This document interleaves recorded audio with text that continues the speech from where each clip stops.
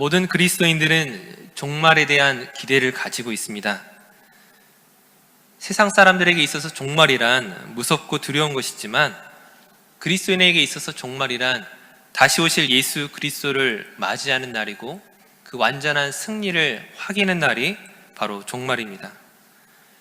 그럼에도 불구하고 여전히 많은 그리스도인들 가운데서는 세상과 동일하게 종말에 대해서 두려워하고 또는 어떻게 하면 종말을 피할 수 있을까를 염려하고 생각하는 사람들이 있습니다. 즉 지금 예수님의 재림이 오면 안 될 것처럼 생각하는 사람들도 있다는 것이죠. 그 이유가 무엇 때문이겠습니까?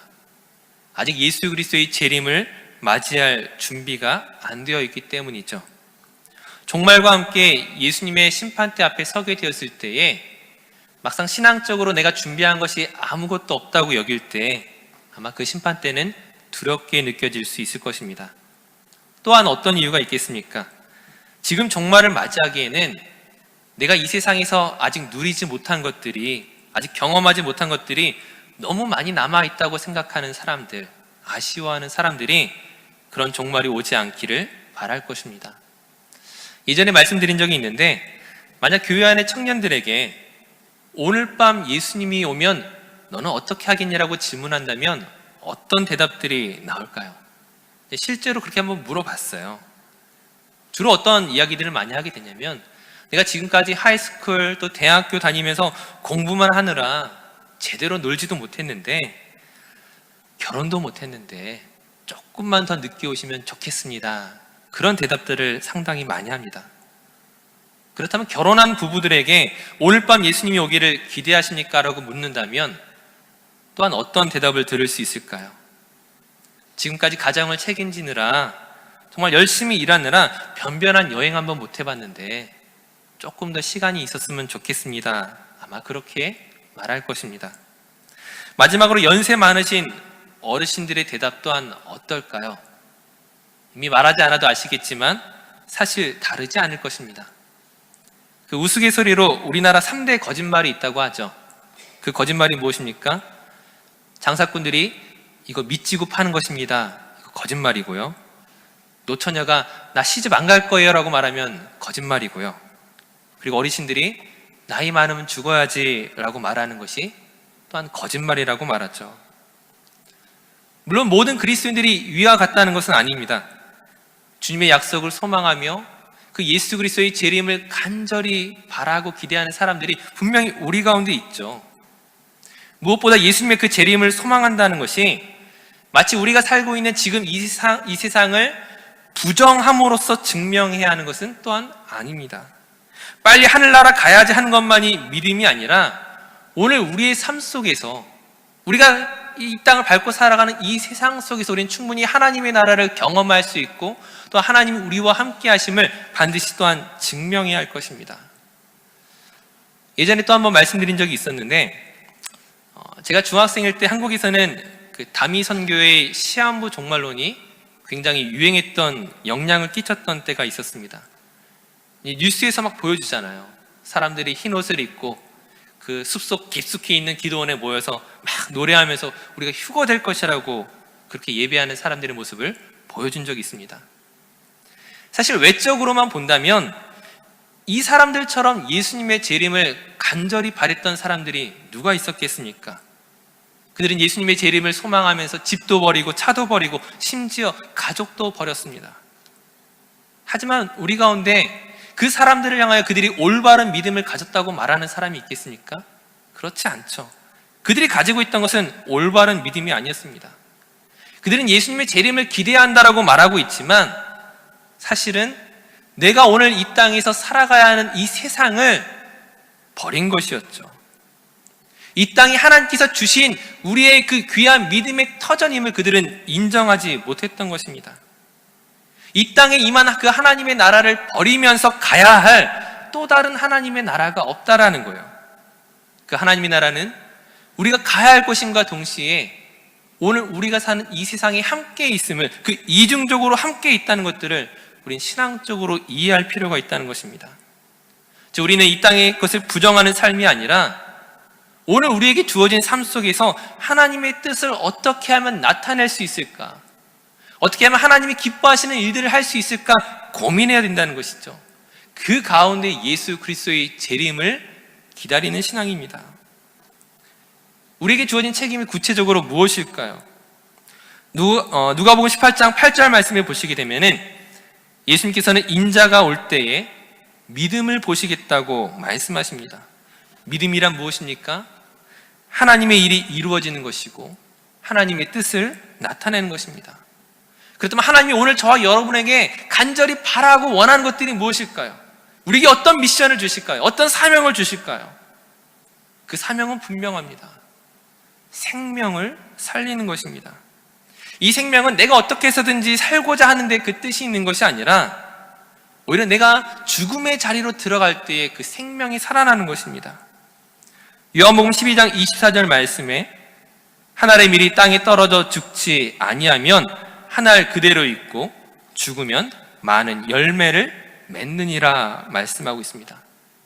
예수님께서 그 썩어져가는 한 알의 밀알이 되셨던 것처럼 우리에게 있어서 참된 믿음이란 무엇이냐? 내가 살고자 하는 것이 아니라 내가 죽고자 할 때에, 내가 다른 사람을 섬기기 위해 나 자신을 희생하고자 하는 그때에 나의 죽음으로 다른 사람을 살릴 때 우리의 생명 또한 살아나는 것, 바로 그것이 주님이 우리에게 원하시는 믿음의 모습일 것입니다. 또한 바울은 갈라디아서 2장 20절에서 이렇게 말하고 있습니다. 내가 그리스도와 함께 십자가에 못 박혔나니 그런즉 이제는 내가 사는 것이 아니요 오직 내 안에 그리스도께서 사시는 것이라. 이제 내가 육체 가운데 사는 것은 나를 사랑하사 나를 위하여 자기 자신을 버리신 하나님의 아들을 믿는 믿음 안에서 사는 것이라.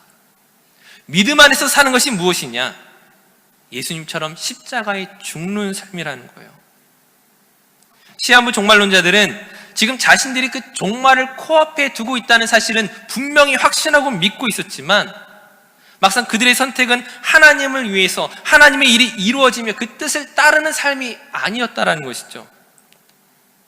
그들은 종말을 기대한다고 말하지만 하나님의 뜻과는 무관하게 자신들이 어떻게 살 수 있을지를 선택하였고 자신들 외에는 다른 사람들이 어떻게 생명을 얻을 수 있을 것인지에 대해서는 무관심했던 것입니다. 아무 관심을 가지고 있지 않았어요. 나 혼자 살겠다고 지금 깊은 숲속으로 들어가고 있는데 거기에 무슨 하나님의 뜻이 있으며 무슨 생명이 살아날 만한 것들이 있겠습니까? 내가 살고자 하였지만 결과적으로 다른 사람도 살리지 못하고 나도 살리지 못하는 어리석은 선택일 뿐이었습니다. 분명히 우리는 말세 이 종말의 시기를 살아가고 있는데 이 종말을 대하는 우리의 태도가 어떠해야 되는지 생각해 봐야 됩니다. 세상 사람들이 돈을 사랑하고 자기를 자랑하고 절제하지 못하고 쾌락을 사랑하는 것에 그 동의하거나 쫓아가서는 안 됩니다. 하지만 반대로 그 세상과 단절하여 나 혼자 살기 위해서 깊은 숲속으로 들어가거나 나 혼자 예배 드리는 것만으로 나의 할 바를 다 했다고 생각하는 것 역시 하나님의 뜻과는 무관하다는 것을 우리는 알아야 할 것입니다. 믿음을 가지고 이 세상을 살아간다는 것은 예수 그리스도를 따라 살아간다는 것은 단지 예수님을 모르는 사람에게 복음 전도지 한 장 주는 이 정도 차원이 아니라 우리의 삶을 통하여 썩어지고 죽어지고 희생하는 그런 귀한 믿음의 삶으로 나타나야 한다는 것입니다. 사실 오늘 우리가 살펴보고 있는 이 베드로서의 배경은 우리가 살고 있는 시대와는 조금 다릅니다. 모진 고난과 극심한 박해 속에서 신앙을 지킨다는 것이 참으로 어려운 시기였습니다. 그러므로 그들은 그 누구보다 예수님의 재림을 간절히 기다리고 사모하고 있었던 사람들이었지만 그랬던 그들도 막상 예수님의 재림이 지연되기 시작함에 따라 주님 오십시오, 주님 기다립니다라고 말했던 그들이 그 주님의 재림이 자꾸 지연되기 시작하자 혼란스럽기 시작한 것이었습니다. 여기에는 신학적으로 보게 되면 당시 영지주의를 배경으로 가지고 있는 이 거짓 교사들이 잘못된 신학적 영향력을 행사하고 있었습니다. 이 거짓 교사들은 예수님의 재림을 부인하면서 그 육신의 정욕을 쫓아 살아가는 그런 삶으로 사람들을 유혹하고 있었던 것이죠. 즉 그들의 상황은 오늘 우리와는 다를지 모르겠지만 오늘 우리가 사는 세상과 비교하면 그들은 너무나 힘들고 우리 너무나 풍성한 가운데 있을지 모르지만 그러나 그들과 우리 모두 어떤 상황 가운데 있습니까? 올바른 신앙으로 서지 못하도록 유혹하는 것들이 있었던 것입니다. 깊은 숲속으로 숨어 들어가든 혹은 나 자신의 만족과 쾌락과 유익을 쫓아가는 것이든 본질적으로 그 중심에는 무엇이 있습니까? 자기를 위한 삶이 있다는 거예요. 나 자신을 위한 삶이라고 말하는 그것들이 하나님의 뜻과는 무관한 삶이었다는 것들을 모르고 살아가고 있었던 것이죠. 다시 한번 우리가 2017년 연말을 맞이하면서 여전히 많은 사람들은 종말의 때가 언제일까에 대해 관심을 가지고 있습니다. 하지만 성경이 우리에게 이야기하는 것은 종말의 때가 어느 시기인가 어느 시점인가 무엇을 징조로 알 수 있는가 그것을 말하고자 하지 않는다는 것이죠. 오늘 본문 말씀을 보시게 되면 8절 말씀에 사랑하는 자들아 주께는 하루가 1000년 같고 1000년이 하루 같다는 이 한 가지를 잊지 말라. 100년도 살지 못하는 우리가 그 하나님의 시간과 계획에 대해서 논한다는 것 자체가 사실은 어불성설이죠. 우리가 이 땅을 밟고 살아가는 동안에 어느 때는 종말 같고 또 어떤 때는 종말 같지 않을 수도 있습니다. 우리의 시각 속에서는 그렇게 느낄 때도 있고 다르게 느낄 때도 있겠지만 그 영원하신 하나님의 그 시간 속에서 종말의 때를 우리가 알고자 한다면 이것은 정말 말도 안 되는 것입니다. 종말은 오늘 밤에 당장 임할 수도 있고 혹은 1000년이 지나도 안 올 수도 있습니다. 어느 시점이냐 어느 징조냐가 중요한 것이 아니라 성경이 우리에게 말하는 기준은 무엇입니까? 오늘 본문 9절 말씀에 오직 주께서는 너희를 대하여 오래 참으사 아무도 멸망하지 아니하고 다 회개하기에 이르기를 원하시느니라. 우리를 사랑하여 참으시는 하나님의 은혜와 자비가 그 기준이라는 것입니다. 물론 그 오래 참으심이라는 것이 모든 사람을 구원하는 것을 말하는 것은 아니죠. 오늘 본문 10절 말씀에 그 주의 날이 도둑같이 임할 때가 있으며 그 심판이 있을 것을 말하고 있습니다. 하지만 우리에게 중요한 것은 그 시기가 아니라 언제 주님이 오시느냐 그 시기가 아니라 그 기준이라는 거예요. 구원받은 우리가 그 기준을 따라 삶을 살아가야 한다라고 지금 성경은 말씀하고 있는 것입니다. 앞서 말씀드렸던 무엇입니까? 자기를 위한 삶이 아니라 하늘의 밀이 땅에 떨어져 죽는 것처럼 십자가의 그 지는 삶, 바로 그것이 우리의 삶의 기준이며 우리가 그 기준 안에 있을 때에 종말이 언제 오는가는 아무런 상관이 없다는 것입니다. 그런 의미에서 오늘 우리가 종말에 준비되어 있는 사람인지를 확인하셔야 된다는 것이죠. 예수님께서 세상에 태어나실 때, 즉 초림의 때에 세상은 예수님을 맞이할 준비가 전혀 되어 있지 않았습니다. 예수님이 이 땅에 오시는 것을 소수의 사람들만 알고 있었고 그들이 예수님을 영접하였죠. 그들이 어떤 사람들이었습니까? 어찌 보면 목자와 같은 그 세상의 주류가 아닌 철저한 비주류에 속한 사람들이었습니다. 그 세상의 권세 잡은 이들과 그 세상의 주된 흐름 속에서 예수님 철저하게 배제되어 있었죠. 감추어져 있었습니다. 그리고 이게 예수님의 재림 또한 마찬가지라는 거예요. 예수님께서 그 유대인들이 기대했던 그 메시아로 오지 않으셨던 것처럼 예수님의 재림 또한 사람들의 기대와 이해 속에서 오시지 않을 것입니다. 오늘 본문 10절의 말씀처럼 도둑처럼 임하실 것입니다. 물론 우리에게는 그 도둑처럼 임하신다는 것이 조금 다른 의미이죠. 예수님께서 언제 오실지 알 수 없지만 우리가 하나님의 뜻을 따라 그 믿음의 삶, 섬김의 삶, 희생의 삶을 살아가고 있다면, 그 복음의 삶을 살아가고 있다면 우리는 어떤 의미에서는 매일이 종말에 대한 준비가 완벽하게 되어 있는 것이겠죠. 그렇게 준비된 사람은 종말의 때와 상관없이 하나님의 나라를 지금 경험하고 있기에 아무런 문제가 되지 않을 것입니다. 그날이 도적같이 올지라도 그 마태복음 25장에 그 지혜로운 5 처녀와 마찬가지로 신랑 되신 예수님을 기쁨으로 맞이하게 될 것입니다. 우리가 그렇게 준비되어 있느냐는 것이죠. 사랑하는 성도님들, 오늘 본문에서 사도 베드로가 무엇을 우리에게 말씀하고 있습니까? 주님이 언제 오실지 알고 예비하라고 말하는 것이 아닙니다. 주님이 언제 오실지 알지 못할지라도 너희는 하나님이 원하시는 그 모양과 모습으로 준비되어 있느냐 묻고 있는 것이죠. 오늘 보면 11절과 12절 말씀에 너희가 어떠한 사람이 되어야 마땅하냐? 거룩한 행실과 경건함으로 하나님의 날이 임하기를 바라보고 간절히 사모하라. 거룩한 행실과 경건함, 곧 우리의 믿음의 삶을 보시겠다는 것입니다. 오늘 말씀을 다시 한번 정리합니다. 나 혼자 잘 살아가는 것은 그것은 의미가 없습니다. 그것은 중요하지 않다라는 거예요.